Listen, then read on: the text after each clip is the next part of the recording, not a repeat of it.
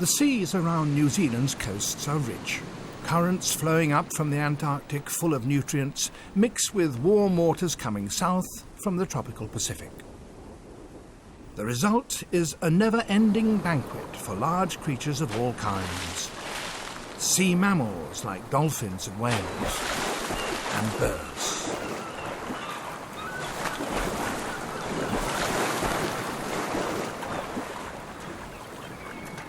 The wandering albatross has a wingspan of nearly 6 feet and is able to exploit the gusts of wind deflected upwards from the waves with such skill that it can glide for hours with scarcely a flap.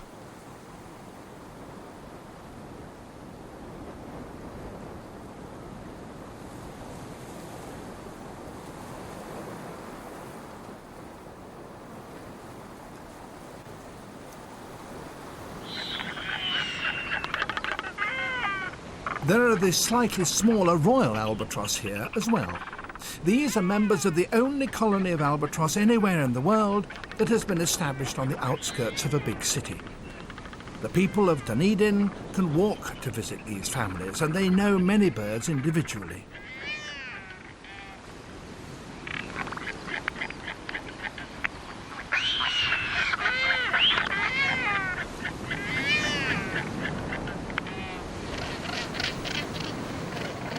There's a ganetry on the mainland as well, at Cape Kidnappers on the east coast of the North Island. 6,000 of these birds cluster together on the only level patch amid these steep cliffs. Little blue penguins are a reminder of the presence of the Antarctic down to the south.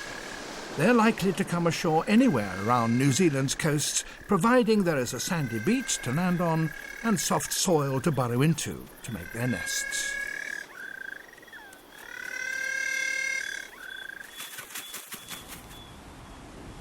Some of the volcanoes that built New Zealand's high mountains are still active.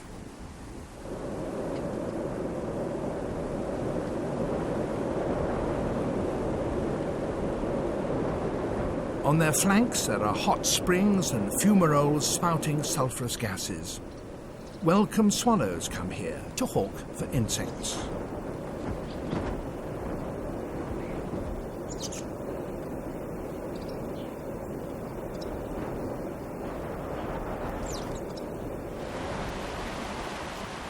The mountain streams are home to several of New Zealand's many bird specialities.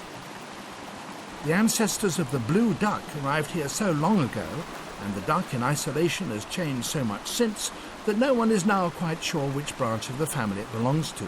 Certainly there's nothing else quite like it anywhere else in the world.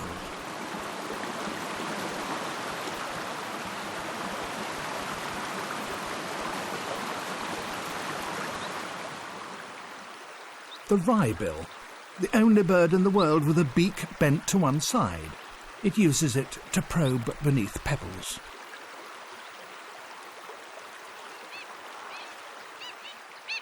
And the black stilt. There are only about 200 of these in existence.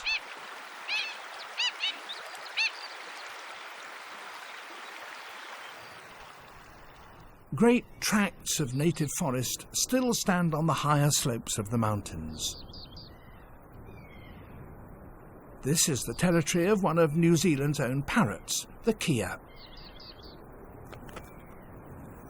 They're inquisitive, they're bold, and with their powerful bills they're prepared to investigate anything on the off chance that it might be edible.